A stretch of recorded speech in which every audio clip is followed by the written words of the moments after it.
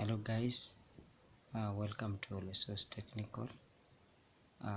My name's George Sultan, taking you through marketing management, and our topic for today or this session is product decisions.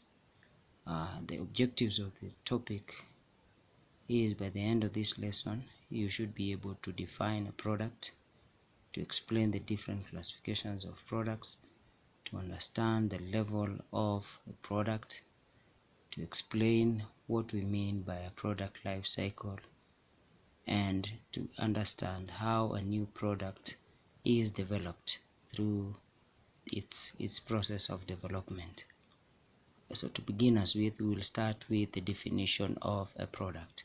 A product can be defined as any offering to a customer or an organization by a supplier to solve or to satisfy a need that is felt or is encountered at any given point in time.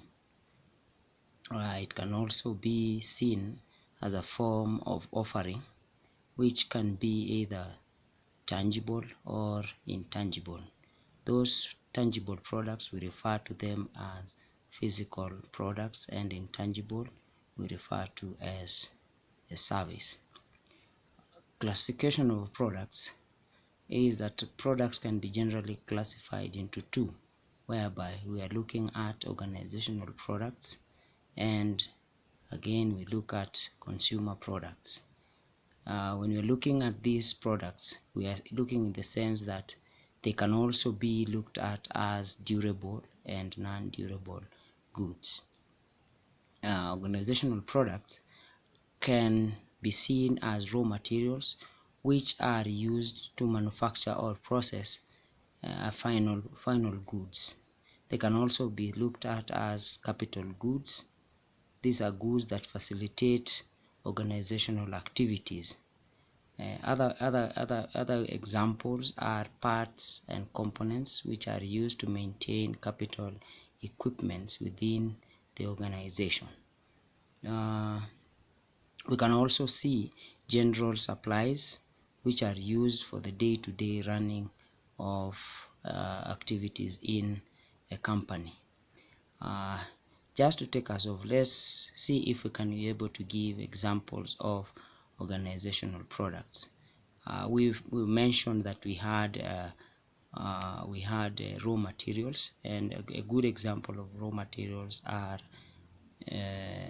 sugarcane, for example, to produce sugar. Capital goods may include the machines that we buy so that we can be able to process this sugarcane.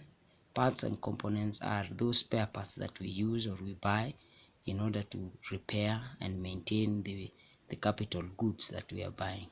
Then we have general supplies. Examples are papers that we use to record the items that we are using, pens, the computers that we're using, and so forth, and etc. Moving forward, we have the consumer goods. The consumer goods, a good example of consumer goods are, generally we can say that they are categorized into four.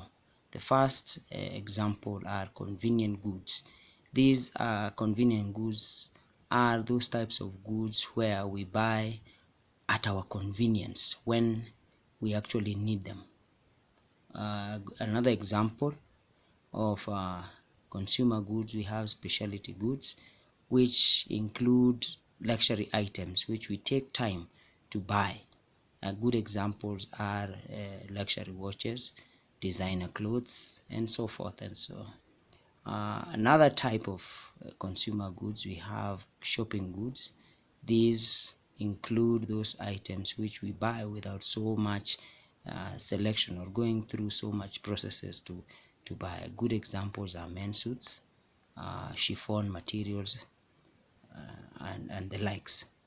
The last example are unsought goods. These are those goods which normally we don't go looking for unless the need for them arises. A good example is coffins, drugs.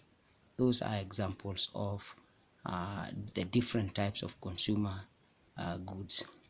Moving forward, we have levels of a product. A level of a product basically involves or tries to explain levels in which a products go through to offer satisfaction to a customer.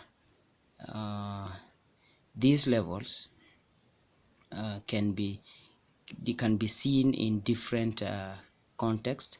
We have what we call a core benefit, which is generally intangible in nature and cannot be taken, you cannot actually say there is ownership of anything. You cannot feel, touch, or go with it. Then we have a generic product, which actually explains the original product which has been developed and gives an example of